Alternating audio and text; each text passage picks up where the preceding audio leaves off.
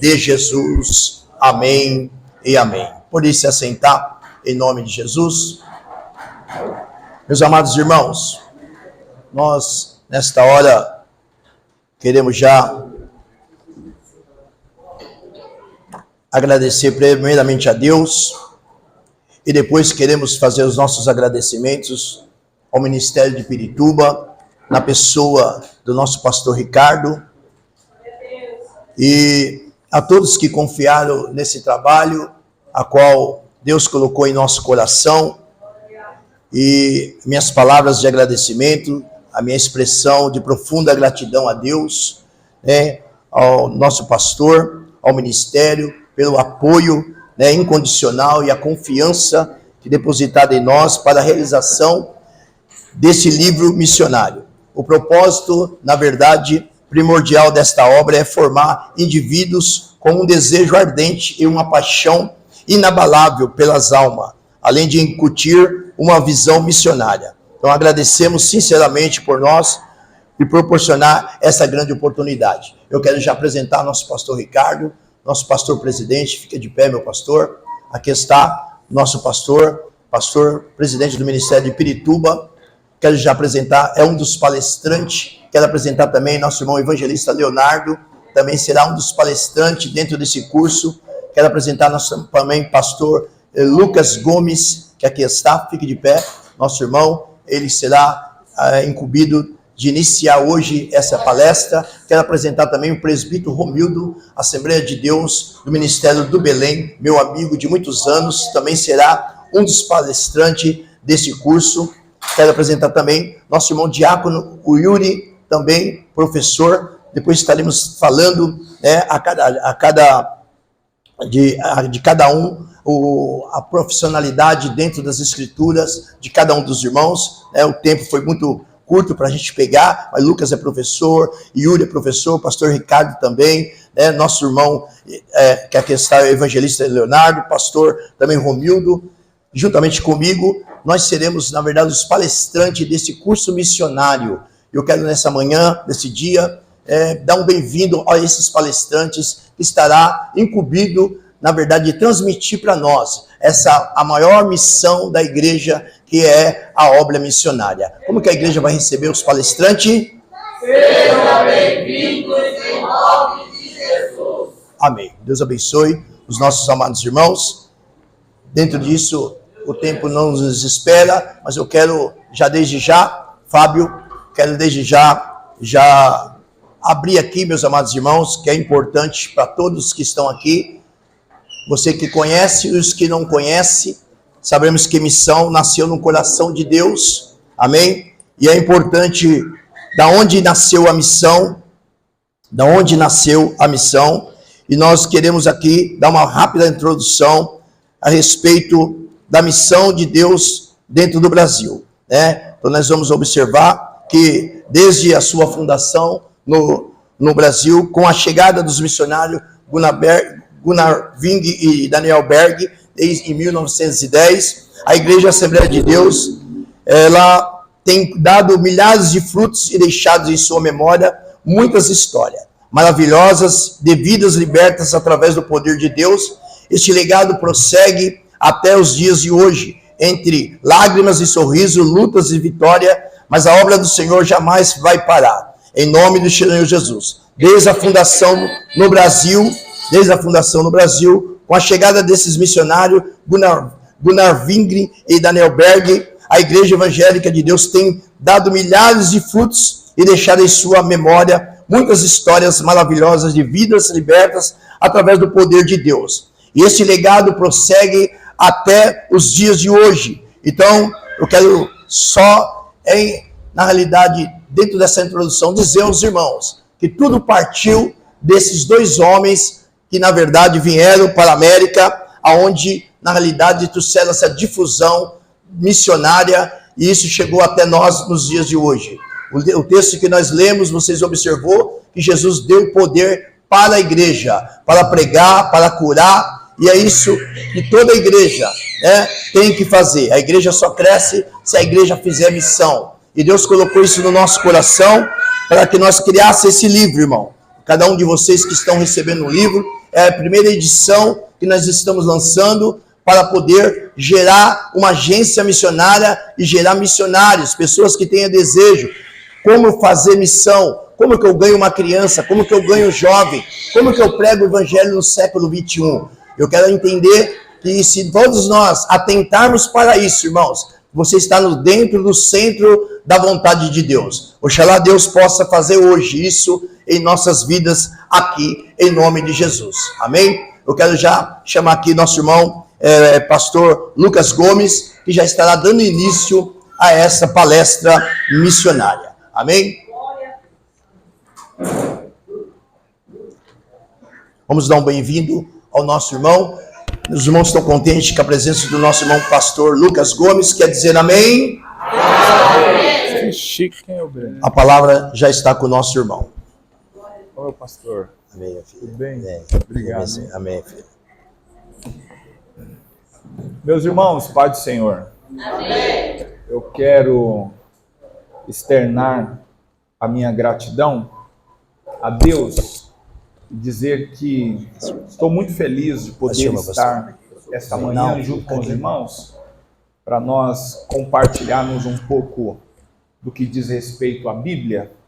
Quanto mais ainda, falar sobre, no meu caso aqui, liderança. O curso é sobre missões, mas ele tem duas partes. Liderança e missões. Coisas que são imprescindíveis para quem deseja fazer a obra do Senhor. Então eu agradeço a Deus pela oportunidade de estar aqui e me sinto mais honrado ainda. Eu posso falar, pastor, do projeto? No final do ano passado, o pastor Carlos, convite faz quem não é amigo, né? Ele me deu uma ordem, o pastor Carlos me deu uma ordem de poder cooperar com o desenvolvimento desse material. Eu vejo algumas pessoas com o livro, e aí eu pedi a ele também o espaço para um amigo, professor, poder escrever, porque o tempo que o pastor nos passou não seria suficiente para eu escrever sozinho o material. E aí ele permitiu que o pastor Samuel participasse também. Então, em alguns meses nós trabalhamos e eu fiquei muito feliz com o resultado, viu? Ficou melhor do que eu imaginava. Não sei se atendeu às suas expectativas, mas para mim ficou muito bom. Então, se o pastor tivesse me chamado somente para palestrar hoje, eu já ficaria muito honrado. E a honra ela é dobrada por poder ter recebido a honra de cooperar com o desenvolvimento desse material. Eu escrevi a parte de missiologia e o Samuel escreveu a parte de liderança. E o pastor Carlos é o grande organizador do trabalho. Então, parabéns, pastor, pela iniciativa. Eu achei muito bonito o seu projeto.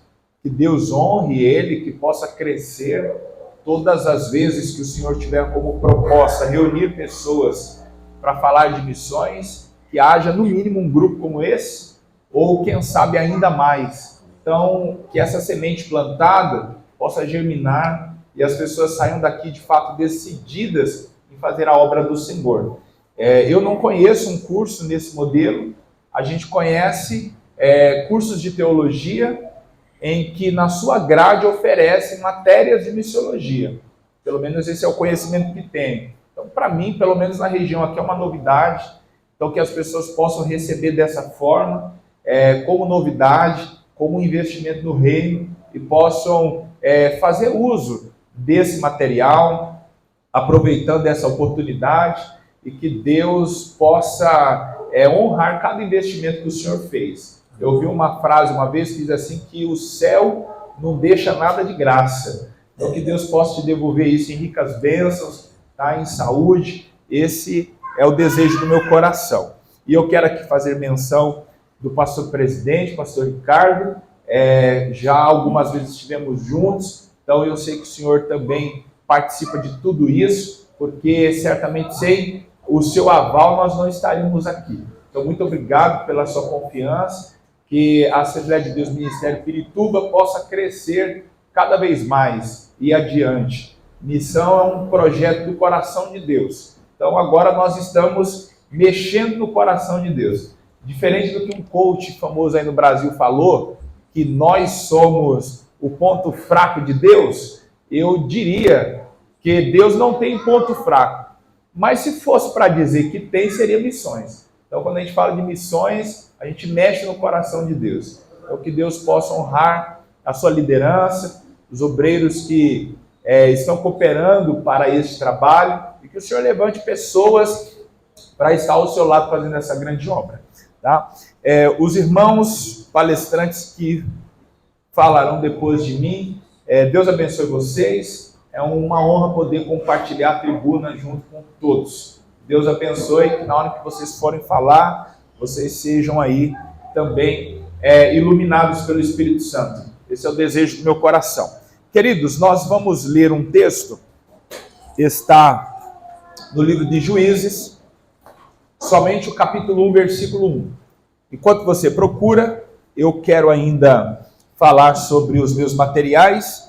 Eu sou escritor, lancei 2 livros, este em 2017 com o tema Água ele ainda transforma em vinho. É com base em João 2, quando Jesus operou o primeiro milagre, mas a proposta aqui é falar a casais.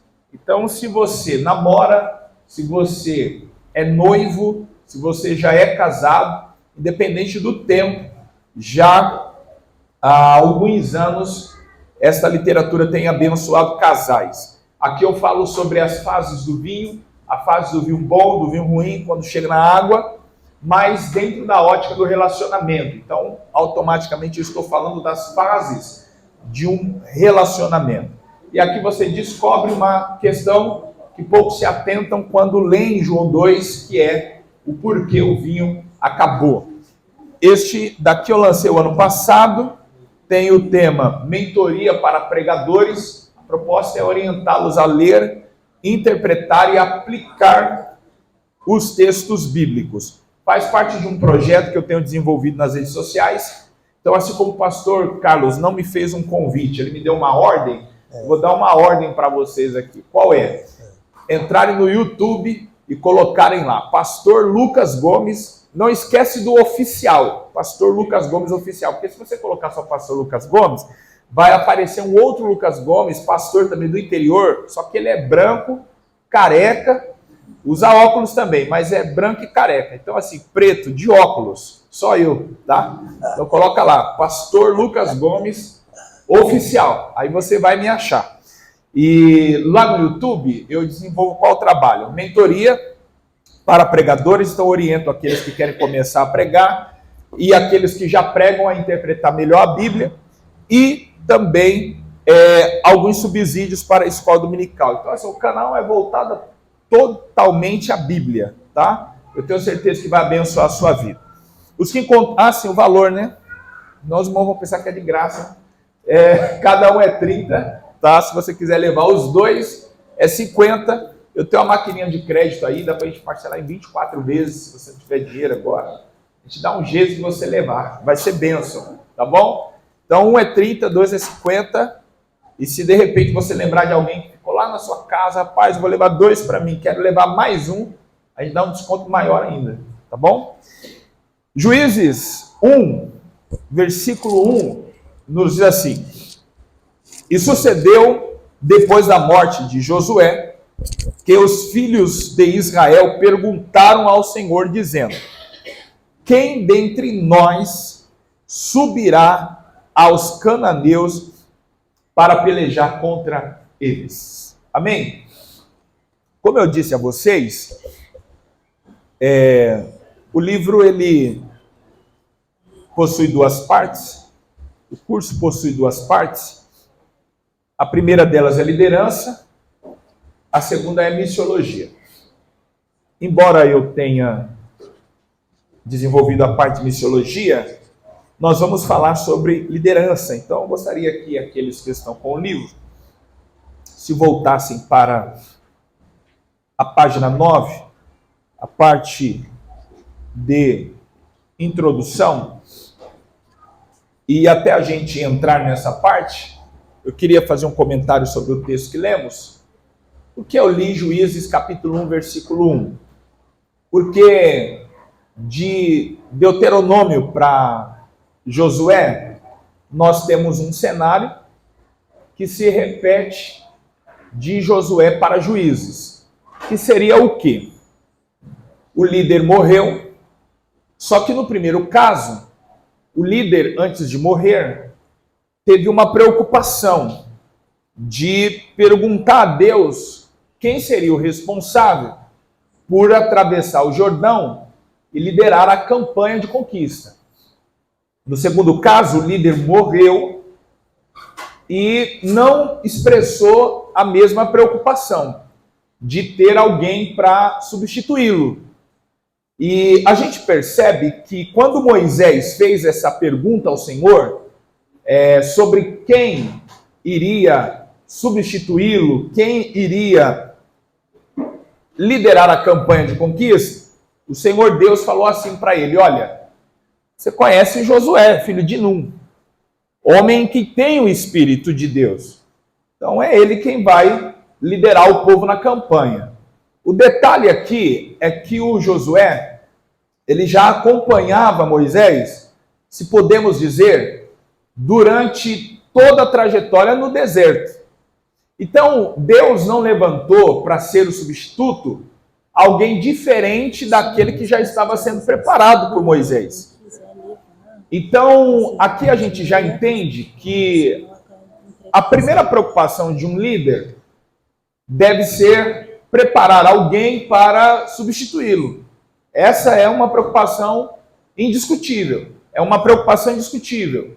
Porque às vezes o líder ele está preocupado, quando se trata de igreja ou departamento ou grupo de pessoas, fazer crescer, arrecadar fundos, e são tantas questões que o líder vai se ocupar, mas eu considero que a primeira delas deve ser quem vai substituí-lo. Porque a gente não sabe por quanto tempo nós vamos estar à frente da obra, nós não sabemos por quanto tempo nós iremos trabalhar. Então, diante disso, nós temos que ter essa preocupação, porque aí revela o amor e a dedicação que este líder tem pelo trabalho que ele está responsável. Que a pior coisa é você dar início a um projeto e ele morrer junto com você. Uma das preocupações de Salomão no Eclesiastes foi a seguinte: quem sabe, quem pode dizer se aquele que virá depois de você é louco ou é sábio? Se ele for sábio, ele vai dar continuidade ao seu trabalho. Agora, se ele for louco, ele vai colocar tudo a perder. Então, Salomão se mostra estar diante de um dilema. Ele não sabe quem será o filho dele. Ele sabe quem ele é. Agora, ele passou uma vida inteira construindo, conquistando, investindo, perdeu até a fé por causa disso. Mas, agora, na hora da morte, ele está diante desse dilema. Eu gastei minha vida nisso, e quem vir depois de mim vai dar continuidade? Então a pior coisa é você morrer e o projeto morrer junto com você. Agora, a maior alegria é você dar início a um projeto e vir alguém depois de você e dar continuidade ao projeto. Então nós temos igrejas que morrem com seus fundadores, ou igrejas que morrem com seus pastores. Nós temos departamentos de jovens, irmãos que morrem com os seus líderes, e essa é a maior falência do ministério de alguém. É preciso que o projeto continue. O projeto ele sempre será maior, ou o departamento, a igreja, sempre será maior do que quem a lidera. Então ela precisa continuar. Nós vamos morrer, nós vamos passar. De repente você é pastor hoje aqui, amanhã você será pastor em outro lugar, você lidera aqui, amanhã você vai liderar outro lugar. E como que vai ficar o lugar onde você está? Então, Deus mostrou para Moisés que não seria ninguém mais além daquele que o Moisés estava preparando. Então Josué sempre estava ali do lado.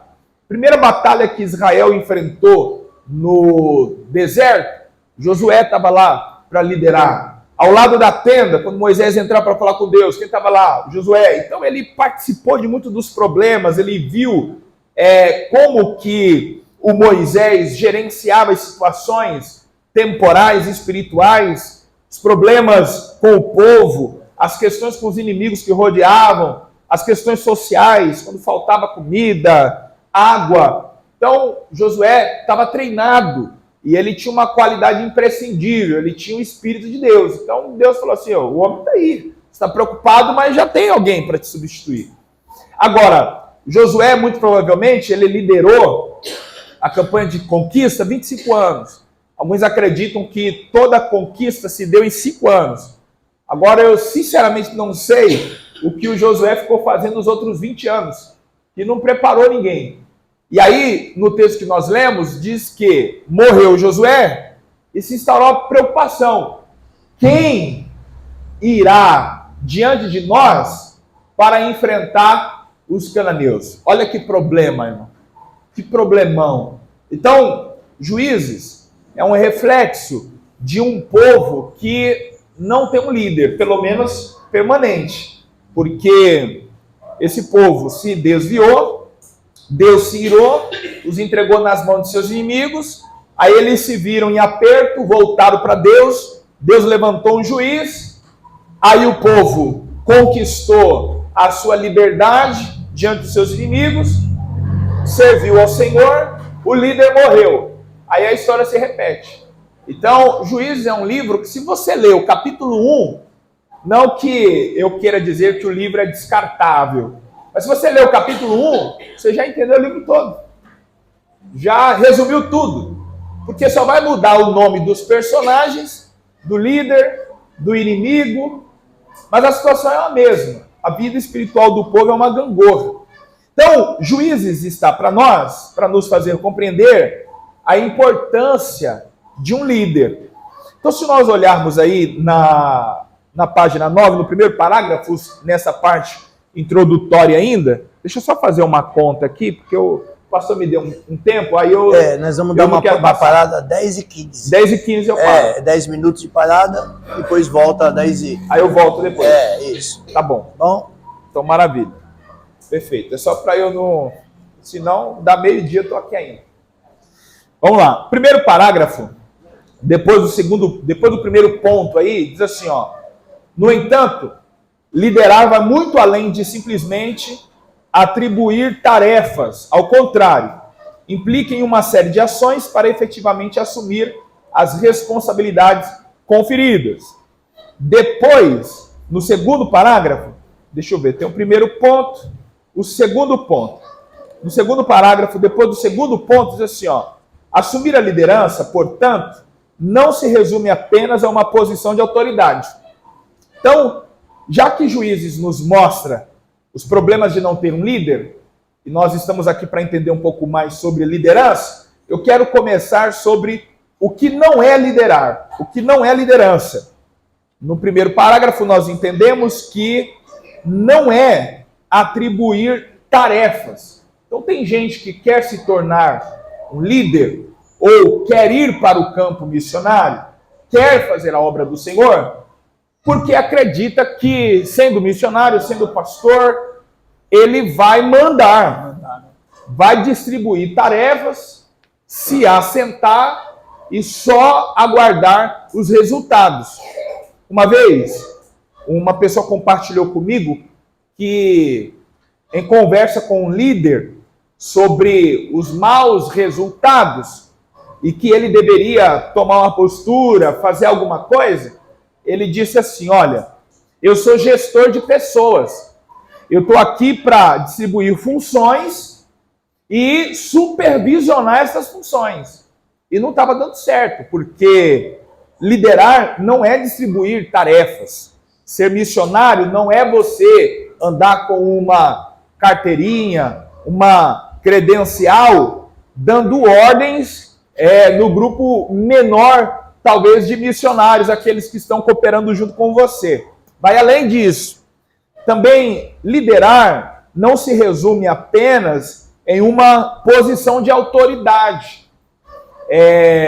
Eu ouvi muito isso, quando eu era adolescente, pregadores dizerem que os demônios, eles não respeitam a sua posição.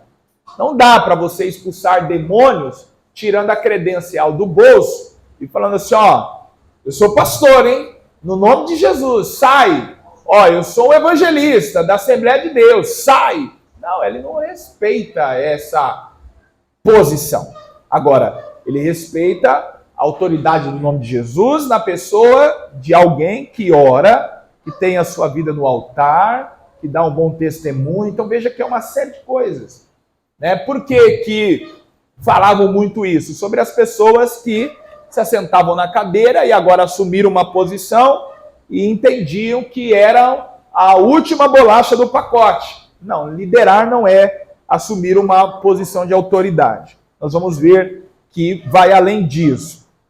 Ainda no segundo parágrafo, eu vou ler essa primeira parte, diz assim, ó, ainda no primeiro não, perdão, no segundo parágrafo, diz assim, ó, todo líder deve inicialmente estabelecer a legitimidade da sua liderança, uma construção que se desenvolve diariamente por meio da iniciativa em cultivar relacionamentos sinceros e saudáveis com os seus liderados. Irmãos, quando nós falamos da obra do Senhor, é imprescindível que o líder, e aí quando eu falo sobre líder, entenda como pastor, missionário, as pessoas, o público-alvo do curso aqui hoje. O líder, ele precisa construir bons relacionamentos, se ele quiser liderar. Eu ouvi de uma determinada igreja, no meu ministério, de que havia da igreja, acho que 2 ou 3 bancos, alguns bancos que eram reservados à família do pastor. Ali ninguém sentava. Quem sentasse ali arrumava confusão. Eram os bancos da família do pastor. Veja que, dessa maneira, não é possível construir bons relacionamentos com este exclusivismo. Na obra do Senhor, não existe uma cadeira cativa. E a partir do momento que nós entendemos que o lugar, a cadeira que nós ocupamos é transitório, nós então procuramos construir bons relacionamentos. Porque o maior legado que nós deixaremos será as boas lembranças e a saudade no coração das pessoas quando nós sairmos. A pior coisa é quando as pessoas dão graças a Deus porque você foi embora. Uma vez conversando com um grupo de obreiros, eles disseram assim que quando o pastor foi retirado da congregação, eu de verdade não acreditei.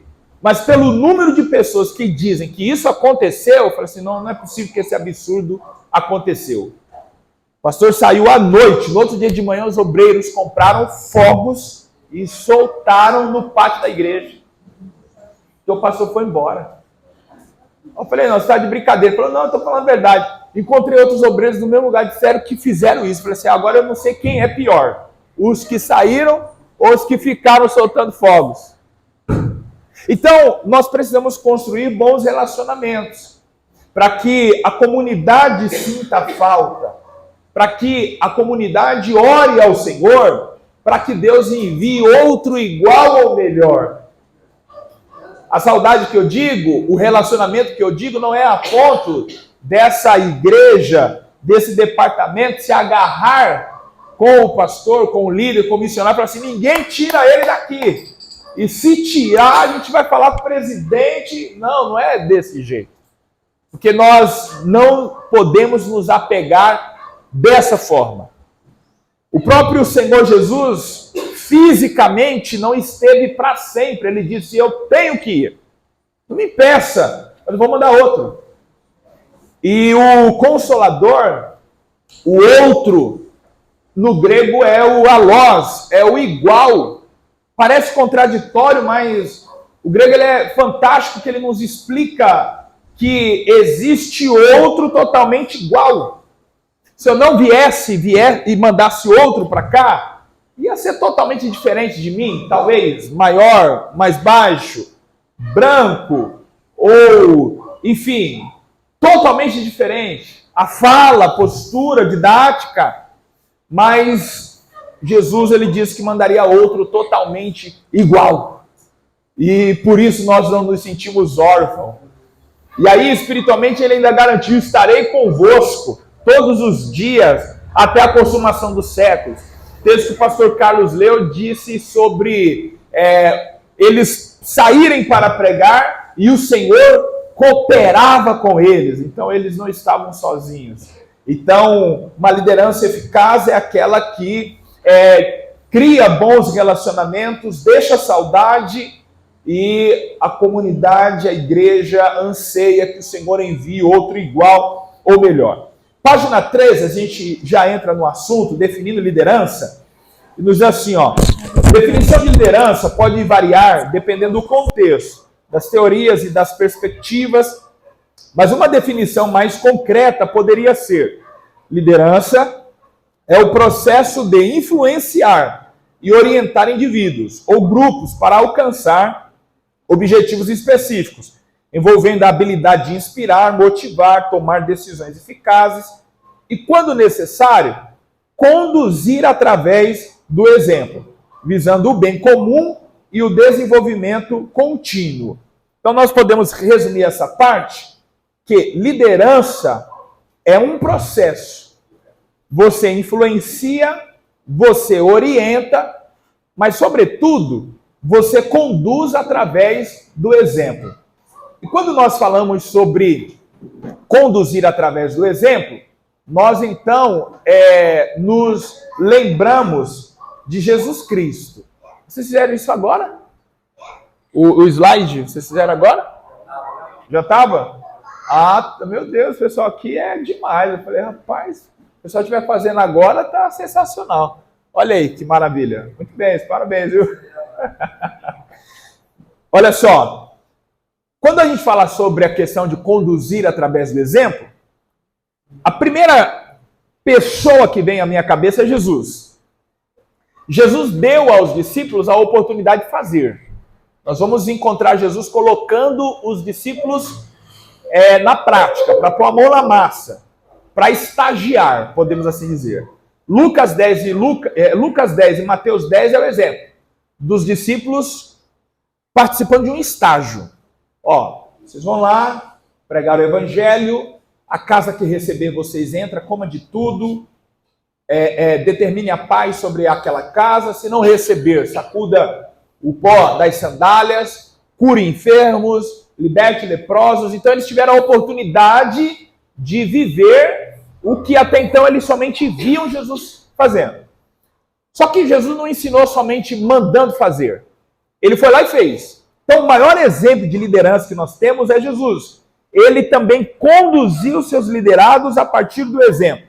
João 13. No bom sentido da palavra, Jesus escandalizou todo mundo ali. Como? Ele se levantou, se cingiu com uma toalha, se ajoelhou diante de um discípulo, pediu uma bacia com água: eu vou lavar seus pés. Os demais certamente se chocaram com a ação, mas ficaram quietos. O único que teve coragem de falar alguma coisa ainda foi Pedro. Não, que é isso? O senhor vai lavar meus pés? Era eu quem deveria estar lavando os seus pés. Jesus olhou e falou assim: olha, se eu não te lavar, você não tem parte comigo. Aí Pedro já ficou preocupado. Para ter parte? Se eu não deixar lavar, então não tenho parte? Então faz o seguinte: lava só os pés, não. Lava a cabeça, já dá logo um banho completo. Aí Jesus falou assim: não é necessário. Vós já estáis limpo pela palavra que vos tenho falado. Então, Pedro ficou chocado com a ação, porque era inadmissível Jesus pegar água, toalha e lavar os pés. Pelo contrário, qual era o correto na cabeça do Pedro? Ele deveria ter pedido para nós lavarmos os pés dele. Só que Jesus, através desse exemplo, nos informa que liderar não é ser servido. Liderar é você servir. E não que isso aconteceu com Jesus, não é isso. É porque, no caso de Jesus, os discípulos, eles estavam... Ali eles expressaram, no caso de Pedro, ele expressou um conceito da época, certo? O líder é servido, o mestre é servido. Não que era uma realidade de Jesus. Jesus quebrava esses paradigmas sempre.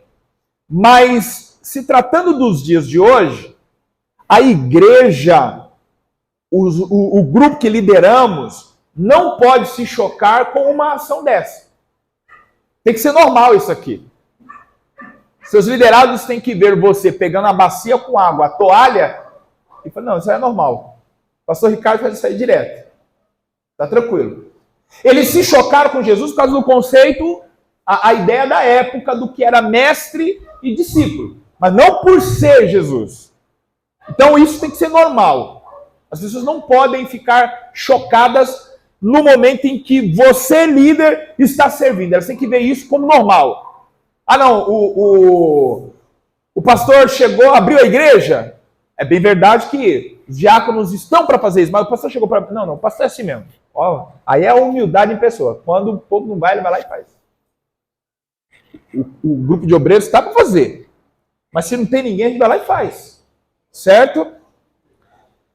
Outra coisa, Jesus não só deu esse exemplo em João 13, mas em João 2, deixa eu só confirmar se é João 2, ele nos deu o exemplo de zelo. Quando ele entrou no templo e expulsou aqueles que vendiam, aqueles que compravam, os discípulos olharam e se lembraram de uma palavra que dizia: o zelo da tua casa me consome. A partir do 13, Jesus purifica o templo, é isso mesmo. Então, veja você que, aqui ó, 2,17. E os discípulos lembraram-se do que está escrito: o zelo da tua casa me devorará. Então, veja vocês que, quando Jesus pegou o chicote, virou as mesas, ele teve o cuidado de expulsar quem vendia e quem comprava. Agora, quem estava lá para orar, ele não mexeu. Então, ao verem aquela atitude, porque veja, irmãos, como que a gente imagina Jesus? Se fosse hoje, terno e gravata, pisando em algodão, cabeça erguida, né, ó. Jesus entra no templo, irmão, virando mesa, dando chicotada, gritando. Ou não é para se escandalizar com uma cena dessa? Só que os discípulos, ao entenderem a paixão que ele tinha pela obra, não veem como uma ação de ódio, de desprezo por quem está ali, de violência. Não! Eles olham e se lembram de uma palavra: o zelo pela tua casa me consome. Certo? Porque aí a Bíblia está nos mostrando uma diferença entre você expressar ira e você expressar zelo. Então tem hora que o liderado, o líder, ele vai ter que fazer uma separação entre a ira e o zelo. Tratar situações em que ele vai ter que guardar a ira, mas mostrar o zelo com firmeza, intrepidez. Porque é a obra do Senhor. Então, veja vocês que liderar é influenciar, orientar e conduzir através do exemplo. Ou seja, é aquele momento em que quem você treinou, quem você preparou para estar no seu lugar, vai sentar e vai dizer assim: o que o meu líder, o que o meu pastor faria nessa situação? Como que ele agiria? Olha que coisa, o exemplo que você deixou. Jesus, ele nos deu exemplo João 13, João 2, João 17. Jesus está para ir ao Getsemane, Jesus está para ser crucificado, mas no capítulo 17, do verso 1 ao 8, ele orou por ele. A partir do 8, ele orou pelos discípulos. Olha, de verdade, as pessoas param na oração de Jabes, uma oração assim, curtinha, Deus atendeu, ok, fazem até campanha, 10 semanas da oração de Jabes. Só que para mim, a oração mais linda mais profunda, mais emocionante é a de Jesus, irmãos, no capítulo 17. Olha que a gente tem muitos homens que oraram na Bíblia. Muito, pouco, orações extraordinárias. Mas a do capítulo 17, ela mostra um cuidado de Jesus pelo grupo que ele preparou. Ele está indo embora e ele diz assim: Pai, eu vou orar por eles. Esse é o grupo que o Senhor me deu. Nenhum deles se perdeu, a não ser o filho da perdição. Aí Jesus vai lá e fala assim: olha, eu não peço que os tire do mundo, mas eu peço que os livre do mal. Irmão, quem está indo embora, está preocupado com quem vai ficar? Quem está indo embora, irmão, ó, deixa eu ir logo, arrumar minhas coisas e desaparecer, sumir daqui. Só que aqui está uma prova de que Jesus, durante os 3 anos e meio que esteve com esses homens, construiu bons relacionamentos. Porque você está num campo, você está trabalhando numa missão. Se no momento em que a notícia chegar de ir embora, você, graças a Deus, estou indo embora. Jesus não fez isso. Que o relacionamento construído com os discípulos foi tão bom que ele está orando por eles. Senhor, eu vou. Vai ser difícil para eles. Não precisa tirá-los das situações difíceis. Mas livra eles, guarda eles em meio às situações difíceis. Que liderança é essa? Eu estou indo embora, mas eu ainda estou preocupado com quem ficou. Eu ainda estou intercedendo por quem ficou. Eu ainda estou desejando o sucesso de quem ficou. Isso é maravilhoso. Isso é glorioso. Aqui no segundo parágrafo, nós temos assim, ó, outra coisa importante. Essa definição engloba a ideia de influência, orientação, motivação, habilidades, tomada de decisão e a importância do exemplo do líder. Além disso, destaca o propósito de alcançar objetivos específicos, buscando o benefício coletivo e o crescimento contínuo. O líder, ele sempre vai buscar o benefício de todos. O missionário está no campo visando o benefício do ministério, da igreja, sobretudo do reino. Nunca vai se tratar de mim. Nunca será sobre mim. Sempre será sobre a igreja do Senhor. Sempre será sobre o todo. Temos um exemplo disso no segundo livro dos Reis, no capítulo 6. Quando um jovem, o filho de um profeta, né? Ou melhor, um dos filhos dos profetas, não que necessariamente fossem filhos de profetas, né? Mas um dos filhos dos profetas chegaram e disseram assim a Eliseu: o lugar em que nós estamos está apertado. Vamos descer ao ribeiro, vamos cortar madeira e ampliar a casa. Você imaginou se o Eliseu fosse um líder vaidoso? Ele disse: não, peraí. Quem tinha que estar preocupado com isso aí era eu. Eu já vi líderes assim. Irmãos, eu sou uma pessoa que, se entendo que posso cooperar, eu ofereço minha ajuda. E aí um dia eu cheguei para um pastor e, entendendo que eu podia ajudar, até porque estava trabalhando com o departamento de ensino na igreja, no setor, e eu falei assim: pastor, eu entendo que essa temática poderia ser tratada entre nós. Sabe o que ele me respondeu? Ele me respondeu assim: o pastor daqui sou eu. Quem ensina sou eu. Você cuida de outras coisas, vai cuidar de outras coisas. Ensina outras coisas lá. Isso aí, quem ensina sou eu. É bem verdade que existem coisas que é o pastor que deve falar. Mas não só existem coisas que é o pastor que deve falar, mas existem coisas ou verdades que você precisa procurar meios para comunicar. Porque você pode arrebentar com alguém falando uma verdade. Você não precisa mentir. Fale a verdade. Mas procure meios para comunicar essa verdade. Aí, moral da história: nem eu pude falar e nem ele falou. E a necessidade continuou lá. Ninguém falou.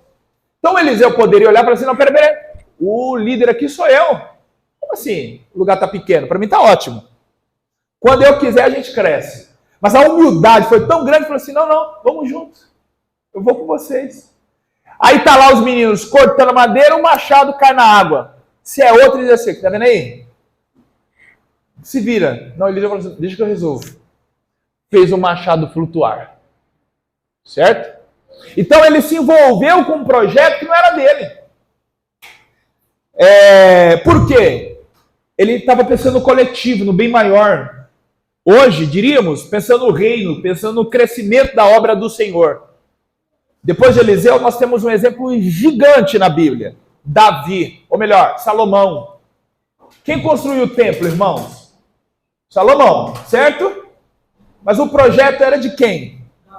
Do Davi, irmão. Davi desenhou tudo, projetou tudo. Então, Deus, eu vou construir uma casa. Aí Deus falou assim, não, peraí, não te chamei para construir. Você é guerreiro.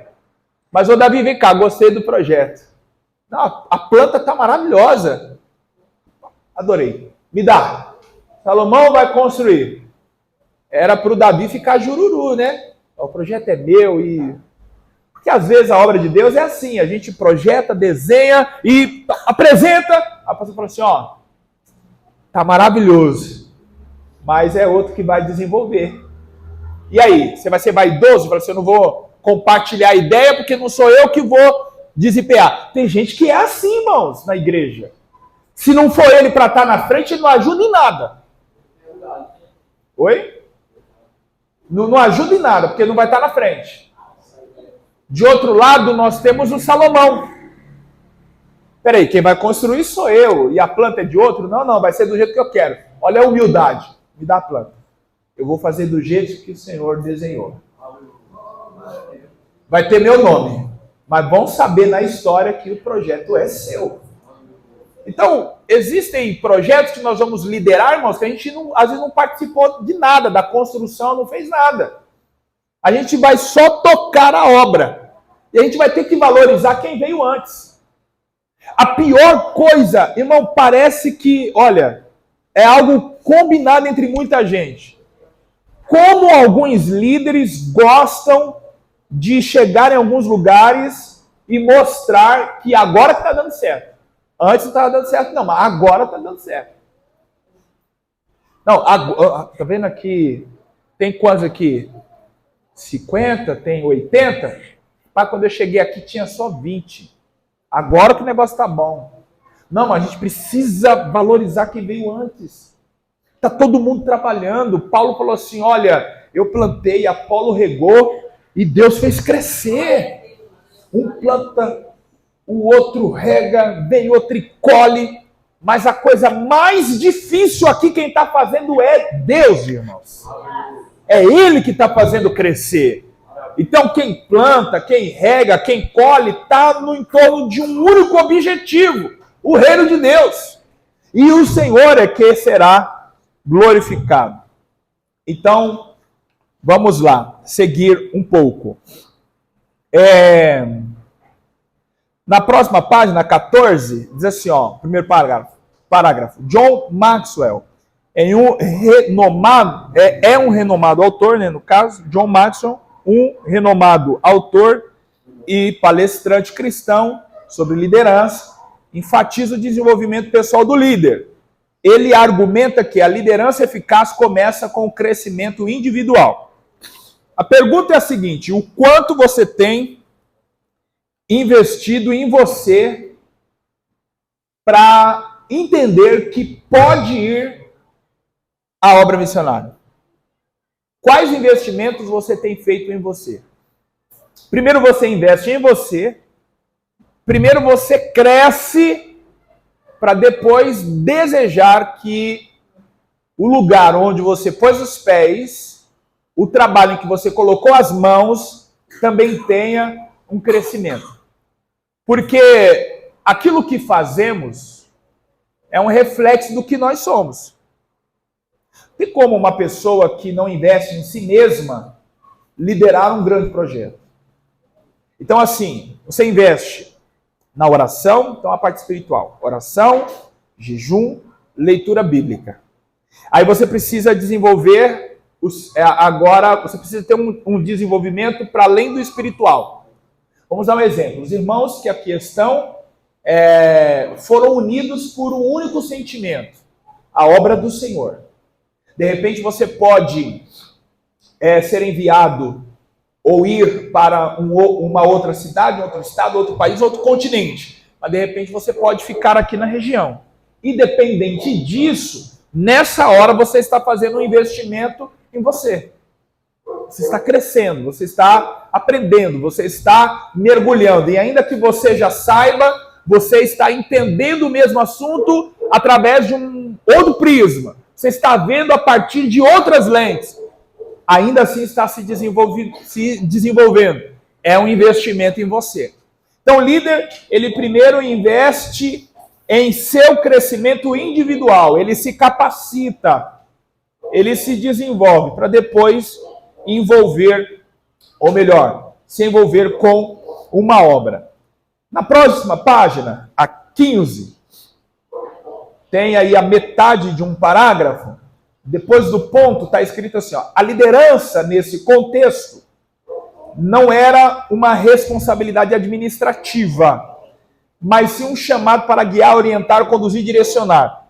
Aqui é uma referência a Juízes, tá? Onde nós lemos. Nesse trecho aqui, está sendo explicado que tipo de líderes nós encontramos no livro de Juízes.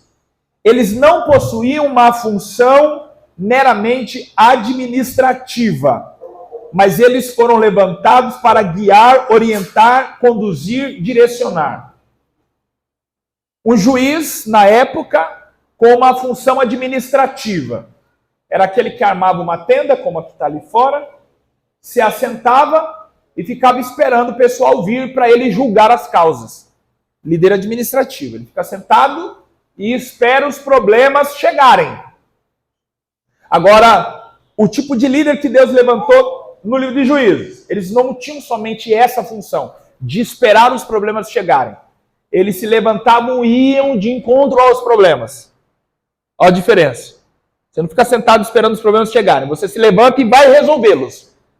E mais, eles estavam ali para orientar, conduzir e direcionar pessoas. Vou dar um exemplo para você de Gideão. Gideão, ele recebeu uma orientação de Deus. Desce o vale e você vai entender o que está acontecendo lá no acampamento do inimigo. Aí o Gideão desce. Ele ouve um soldado compartilhando um sonho para outro. Aí o que ouviu interpretou, rapaz, isso aí é a espada de Gideão que vai cair sobre nós.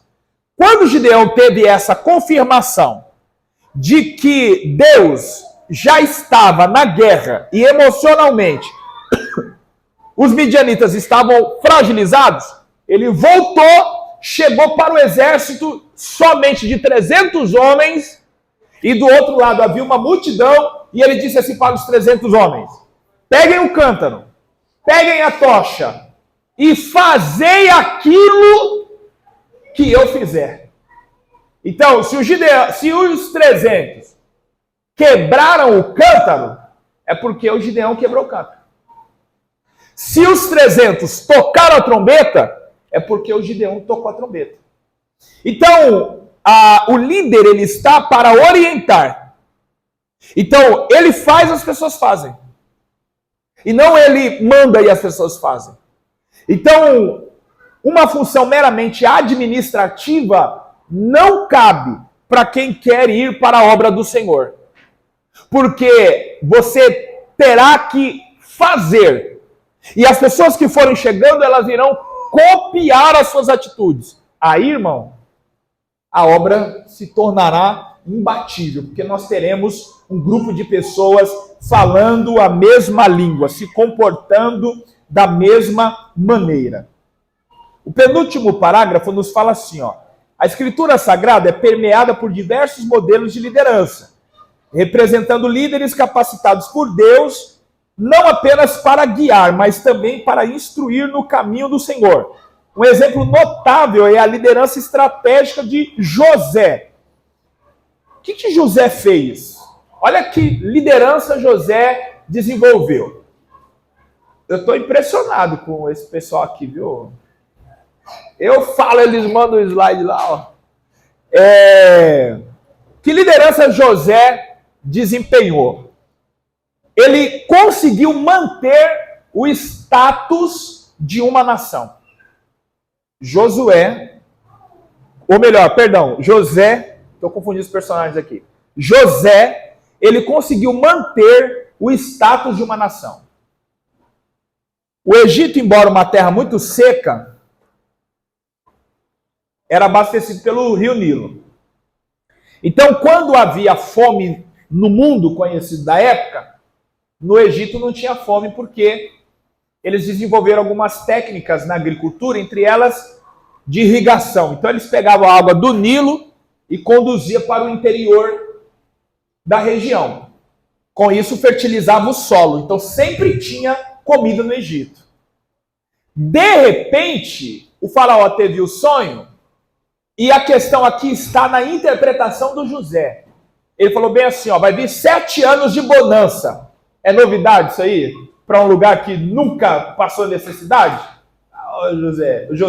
Ô José, contra outra, rapaz. O lugar é próspero, 7 anos de bonança.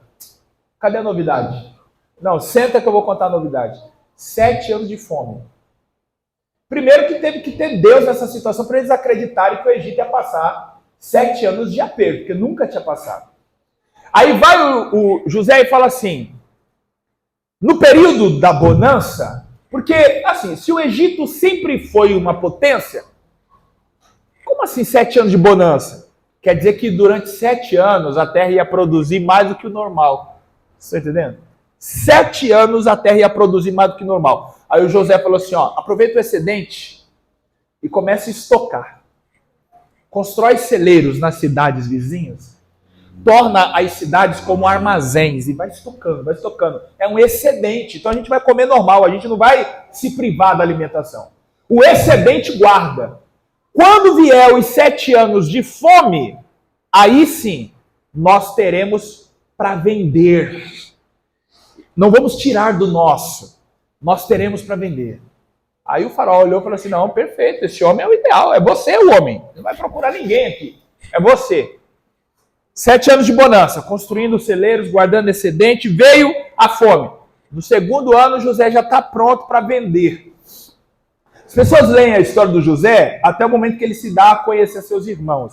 Eu não me lembro se em outros momentos eu já compartilhei isso com vocês, mas acho que a maioria não estava, né? Se estava, é o pastor Ricardo, pastor Carlos, para não vou ser repetitivo. As pessoas leem até o capítulo que o José se deu a conhecer seus irmãos, que maravilha, todo mundo chorou, bênção. Só que a partir dali, o que aconteceu? José, as pessoas vinham e compravam o alimento com José. Aí o José vendia. Então ele primeiro vendeu no ano da crise. Todo mundo quebrado e o José vendendo. Todo mundo comprando e só ele vendendo. Olha que coisa, hein? O que é administração. Aí acabou o dinheiro. O povo falou assim, José, acabou o dinheiro. E agora? José falou assim, não tem problema. Eu compro os animais de vocês. Compro como? Vocês me dão os animais e eu dou comida. Fechou. Não tem dinheiro, vai morrer de fome? Toma os animais. Aí o José compra os animais. Então ele vende, ele compra e é crise. Quem compra na crise, irmão? José está vendendo, depois José começa a comprar, acabou os animais. José acabou os animais. Agora o negócio ficou sério. Porque ninguém tem dinheiro, ninguém tem mais animais, vai morrer de fome. José, compra a gente como escravo. Aí José, não, peraí. Vamos fazer o seguinte. Me vende a terra de vocês. Aí o povo vai lá, vende a terra e o José continua dando a semente. Aí a Bíblia nos diz assim que acabou a comida.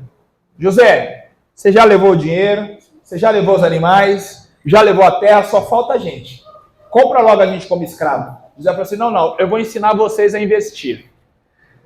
Eu vou dar a semente para vocês, aí ela vai germinar, vai nascer. Quando nascer, quando produzir, pega 1/5, ou seja, 20% do que foi produzido e me devolve. Vocês vão me pagar isso daí, vocês vão me devolver. Então eu dei a semente, vocês vão me pagar quando nascer.